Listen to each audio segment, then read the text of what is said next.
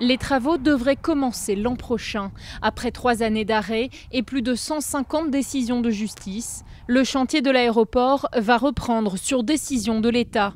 Pour les associations favorables au projet, le message est clair. Le gouvernement tient parole. Le gouvernement dit toutes les instances se sont prononcées favorablement à l'aéroport. La dernière procédure en cours était celle du tribunal administratif. Donc on y va et on commence les travaux maintenant. Lundi dernier déjà, la préfecture de Loire-Atlantique a publié un appel d'offres pour des travaux de débroussaillage notamment. Une route devrait être réalisée pour conduire au futur aéroport.